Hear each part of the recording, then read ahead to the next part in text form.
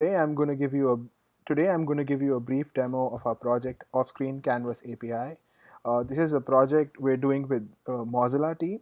What our aim here is to implement an off-screen Canvas API. Right now, the images loaded on a web page are done in the main thread itself.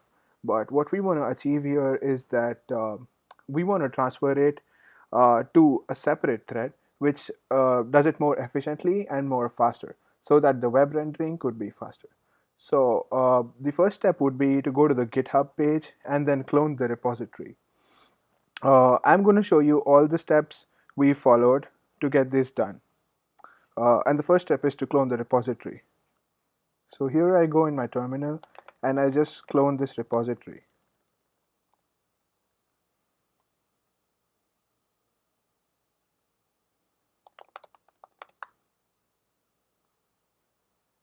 Okay, so I have already cloned the repository. This is the command that we use, git clone. Um,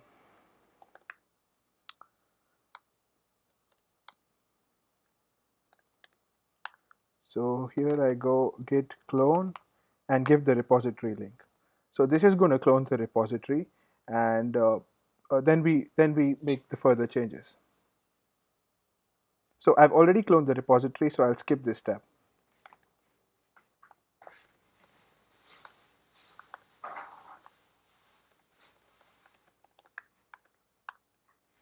Yeah, so here we are in the server directory, which has all the files. So the main two files that we had to implement were off-screen canvas API and off-screen rendering context 2D.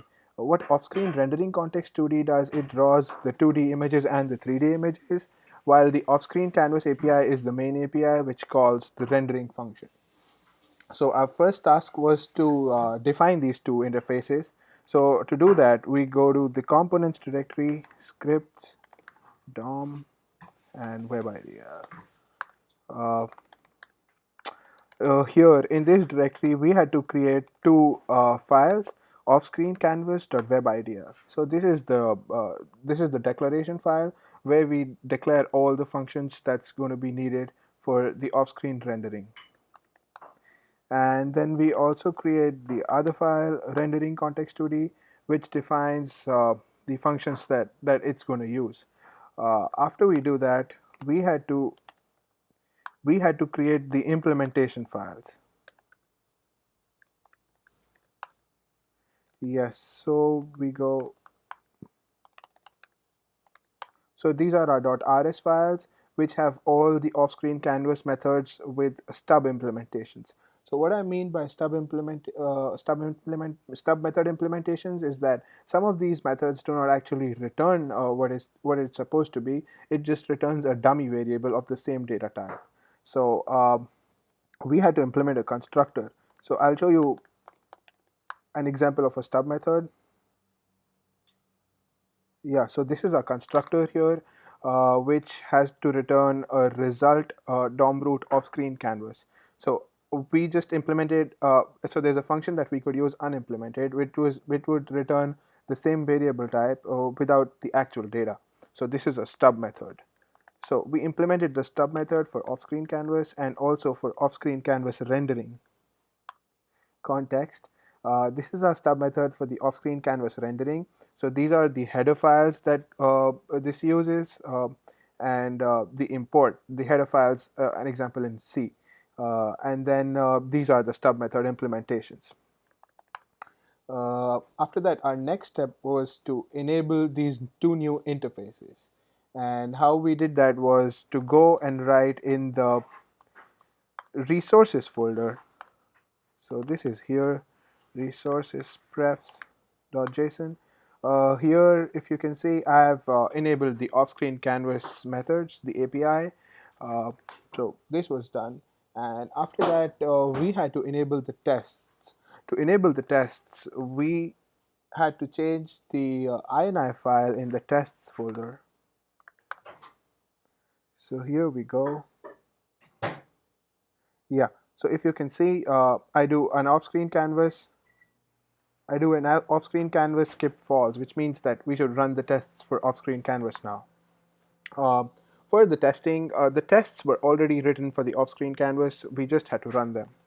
So here I show you our test WPD.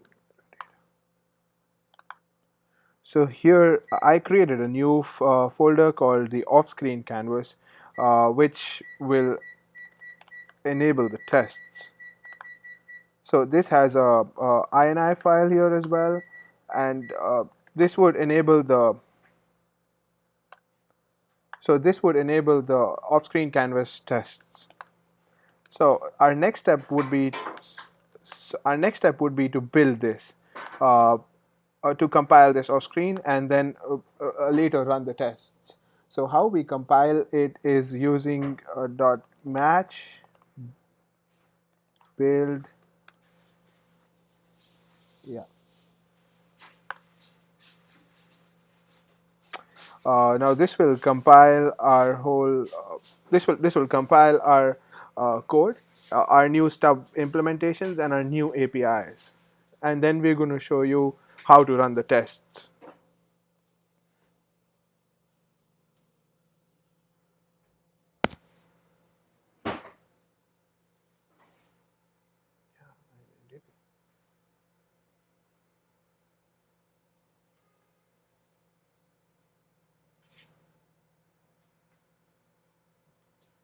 Hey, this is going to take a while. It's like 10 minutes. 10 minutes. 10 minutes. I think 7 minutes and away. You know what we could do? I was thinking we could just, you know what? I can pause this right now. I can stop the screencast right now, Yeah. and then we can just attach two videos. We'll start again after this compiling is done.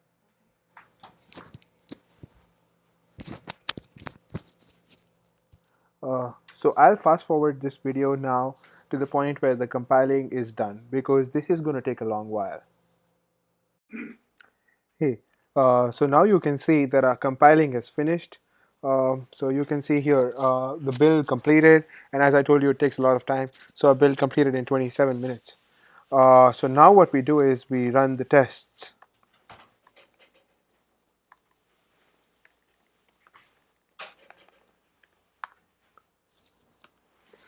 Just hold on for a second.